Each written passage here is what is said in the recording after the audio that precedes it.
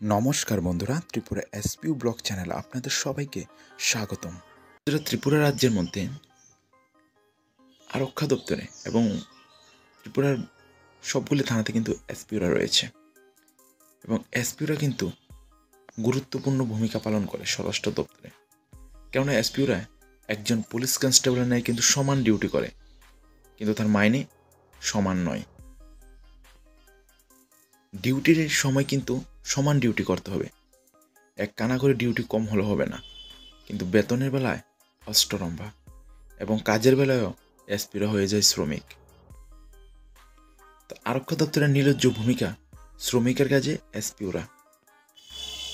রাজ্য আরক্ষা দপ্তরের সবচেয়ে কম বেতনে সবচেয়ে বেশি কঠোর পরিশ্রমের কাজ যাদের নিয়ে করানো হয় তারাই হচ্ছেন এসপিও, অর্থাৎ যাদের নাম স্পেশাল পুলিশ অফিসার। তাদের নাম 2001 সালে তৎকালীন বামফ্রন্ট সরকার ভোট ব্যাংকের ফায়দা নিতে হঠাৎ এই এসপিও পদটি তৈরি করেছিল এবং তাদের মাইনে তখন কত ছিল? 1500 টাকা।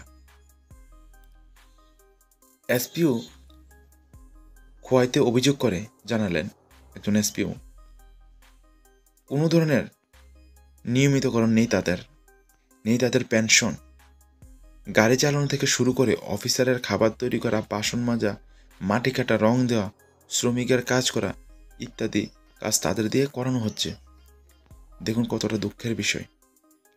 সে কি এসপিও না একজন ডে লেবার, দিন শ্রমিক? সে একজন এসপি নিজেই বলতে পারে না। আরক্ষা দপ্তরের বেশ কিছু অফিসার রয়েছেন যারা প্রতিনিয়ত এসপিওদের বদলি করে দেবার ভয় দেখিয়ে তাদেরকে দিয়ে শৌচালয় পরিষ্কার করানো থেকে শুরু করে অফিসারদের পরিবারের কাপড় পর্যন্ত ধোয়ানো হচ্ছে। দেখুন কতটা নিকৃষ্ট মানের কাজ এগুলি। একজন এসপিও হয়তো বা তার বাড়িতে এগুলি করে কিনা সন্দেহ আছে, কিন্তু চাকরি করতে গিয়ে আজকে এসব করানো হচ্ছে। কিন্তু তাদের মাইনেটা দেখুন, সামান্য 12,000 দিয়ে একটা এসপিও কি সম্মান পাচ্ছে, যে একজন পুলিশ কনস্টেবলের মতো সমান ডিউটি করে একজন কনস্টেবল গর্বের সাথে ডিউটি করে যাচ্ছে এবং সে সবার সামনে বলতে পারে যে সে পুলিশ কনস্টেবল। আর একজন এসপিও, একজন মানুষ যদি শোনে সে ডিউটি অবস্থায় বা ডিউটি করতে গিয়ে কি কাজ করছে, তখন সে তো লজ্জার মুখে পড়ে যাবে।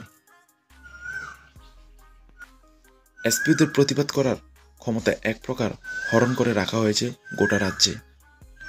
2001 সালের 1500 টাকার বেতনে এসপিওরা আজ পাচ্ছেন সামান্য 12,000 টাকা। সারা রাজ্যে 3,000-এর উপর রয়েছে এসপিওরা।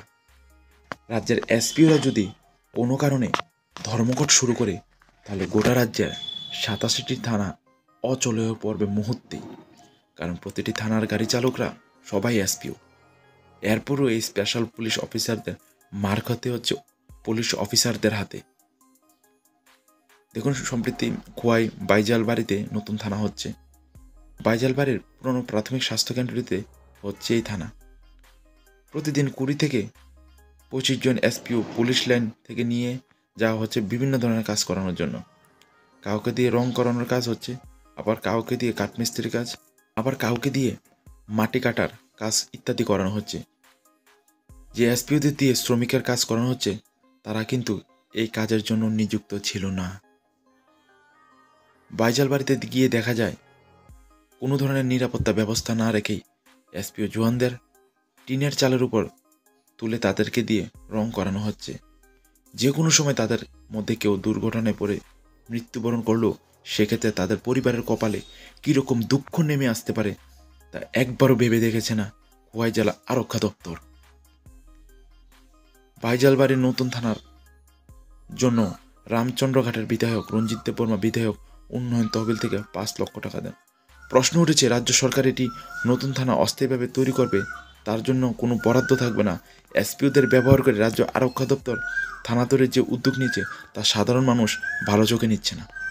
দেখুন কতটা নিকৃষ্ট মানের হলে যে একজন এসপিওদের দিয়ে এই কাজ করানো হচ্ছে। এসপিওরা কি এই কাজের জন্য নিযুক্ত ছিল? এসপিওদের কি এই কাজের জন্য আরক্ষা দপ্তরে নেওয়া হয়েছিল? এসপিওর তো তাহলে একজন ডে লেবার এসপিওদের সাথে কোনো পার্থক্য নেই। এগুলি এসপিওদের করানো হচ্ছে আর এসপিওরা কি করবে? সাধারণ বদলির ভয়ে সাধারণ এসপিওরা আজ এগুলি করতে বাধ্য। খুবই দুঃখজনক ঘটনা এবং ন্যাক্কারজনক ঘটনা। আজকের ভিডিওটি এই পর্যন্তই। আর আমাদের চ্যানেল যদি নতুন হয়ে থাকেন অবশ্যই চ্যানেলটিকে সাবস্ক্রাইব করবেন। Thanks for watching. জয় হিন্দ, জয় ভারত।